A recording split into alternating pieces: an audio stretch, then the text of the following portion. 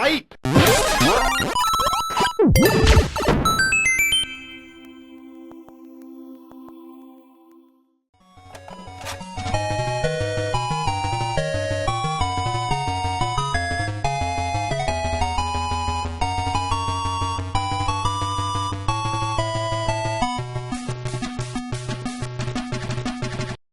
Carts. Carts are awesome.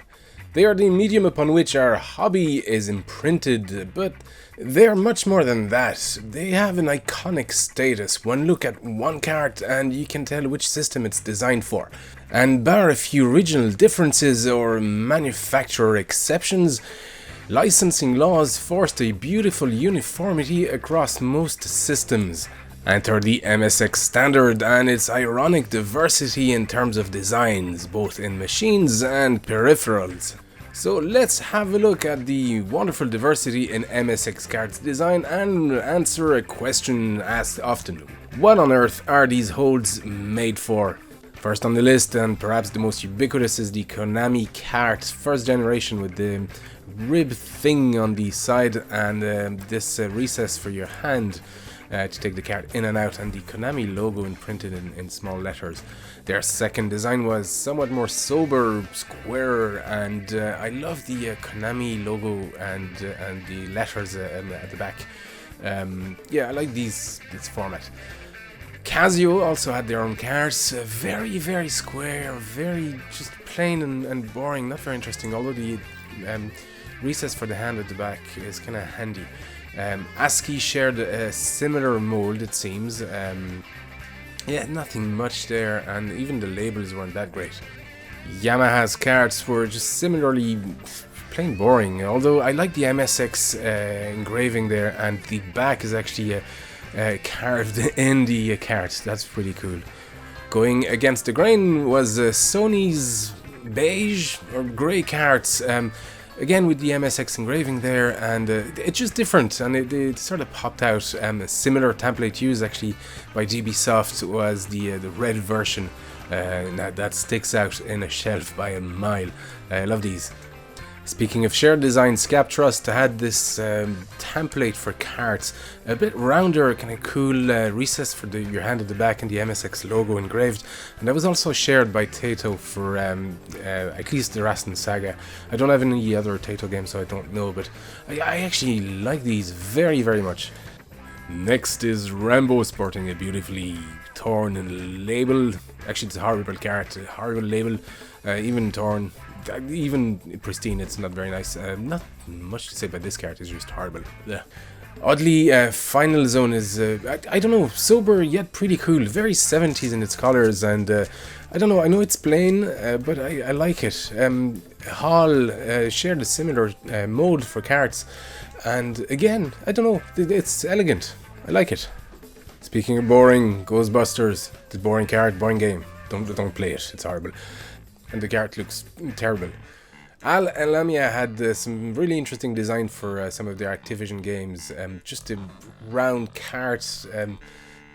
Yeah, just really cool. It doesn't have the MSX logo or the recess for your hands, but I like it. And Namcot.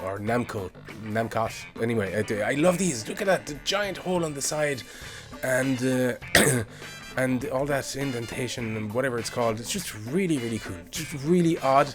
I don't know why this large hole is there. MSX Carts had two holes, one on the bottom of the cart, one on the lower left front of the cart, and some of them had a hole on the upper left. Now, while it's fairly accepted what the two bottom holes were for, the top one still remains a mystery. Some people speculate that it was for hanging carts on shelves, but I very much doubt it. First, the disparity of size would make it impractical, and it hasn't actually been observed by anyone at the time. If you look at the back of an MSX cart, you will see this small groove. This is a guide for your cart, similar to what you'd find on, well, pretty much most carts, really. The idea is to guide your cart horizontally and make sure that each pin fits onto the right connector. Not all models had this though, making cart insertions kind of tricky at times. However, it doesn't explain what these mysterious bottom holes are used for. Well, pretty much the same thing. In fact, this is a sort of a double security, and the Sanyo PHC offer an explanation. Here you can see a pin sticking out that actually helps guide your cart into the connector and physically secure it while it's inserted. A closer inspection at the Sanyo PHC model offers an explanation as to what the other hole is. Here we see two infrared LEDs, one emitter, one receptor, or the other way around, that align perfectly with the cart hole. What this is a protection against hot swapping and essentially frying your system. When a cart is inserted, the line is clear, but removing the cart disrupts the visual signal and the system is sent into reset mode. Now, the idea was to protect your system from careless handling, but some people thought and promoted the fact that you could actually hot swap carts without having to restart the system, which is not and never was a good idea. I personally know a couple of people that fried their system doing hot swapping of carts. As people got more and more educated on proper cart handling, the design was slowly removed from MSX machines. However, for the sake of compatibility, which was after all paramount to the MSX standards, carts would keep their existing design. Thank you for watching, folks. I hope you've enjoyed it. I've always been fascinated with the irony that an open standard creates so much diversity in hardware and software. If you want to connect with me on social media, you have Twitter, Facebook and Instagram, and if you want to help the show further, you've of course Patreon. Thanks for watching, and I'll see you next time.